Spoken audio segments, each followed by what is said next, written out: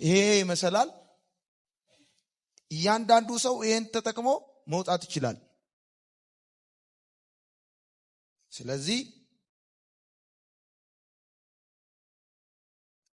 ታች የነበረ ላይ መሆን ቢፈልግ ትንሽ የነበረ ትልቅ መሆን ቢፈልግ ይሄን መሰላል ከመጠቀም ውጭ አማራጭ የለውም። እኔ ወጥቼ እስከምጨርስ ድረስ እዚህ ጋር ይሄን መሰላል ተጠቅሞ መውጣት የሚፈልጉ በጠቅላላ እኔ ወጥቼ እስከምጨርስ መታገስ አለባቸው። ወጥቼ እስከምጨርስ ድረስ መሰላሉ እኔን እንዳይጥለኝ መጠበቅ አለባቸው። አንታገስም፣ አንተ ስትወጣ ቆመን አናይም፣ አብረን እንወጣለን ካሉ ይሄን መሰላል እኩል 4 ቦታ እንካፈለዋለን።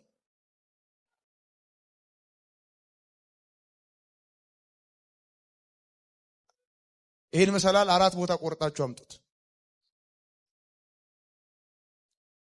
ሀገር የሌለው ክርስቲያን የለም። ይሄ አሁን ምነግራችሁ ምሳሌ ለሀገርም ለቤተ ክርስቲያንም እኩል ነው የሚሰራው። ታች የነበረ ላይ መሆን ከፈለገ ትንሽ የነበረ ትልቅ መሆን ከፈለገ እየወጣ ያለው እሱ ወጥቶ እስኪጨርስ መጠበቅ አለበት።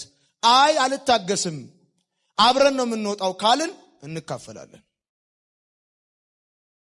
መሰላሉን እኩል ቦታ ቆርጠነዋል፣ እንካፈላለን። አሁን መውጣት ምኞት ሆኖ ይቀራል።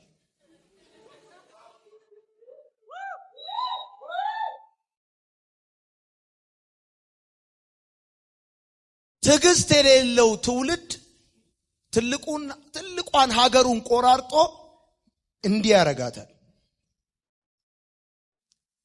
ያንዱ መውጣት ለተረኛው ወጪ መንገድ ከፋች እንጂ መንገድ ዘጊ አይደለም። መሰላሉን የያዘውና እየወጣ ያለው እሱ ወጥቶ ካልጨረሰና ለሱ መውጣት መሰላሉን ከታች መያዝ ካልቻልን እታች ያለን ሰዎች ላይ ላሉ ሰዎች ትዕግስት ተሰምቶን መሰላሉ መጠበቅ ካልቻልን አይ እንፎካከራለን፣ እኩል እንካፈላለን፣ እንቆራርጠዋለን ብለን ካል እማንወጣባት፣ እማንኖርባት፣ እማንማርባት፣ እማናድግባት በምኞታችን የተቆራረጠች ሆና ትቀራለች። የምትጽፉት የምትሰጡት አስተያየት የምትናገሩት ነገር ከትዕግስት ማጣታችሁ የተነሳ ሀገራችሁ እንደዚህ ቆራርጦ እንዳይጥለው ኢትዮጵያ እንዲሁም ትላንት ትልቅ ነበረች፣ አሁንም ትልቅ ነች፣ ነገም ትልቅ ሆና ትቀጥላለች።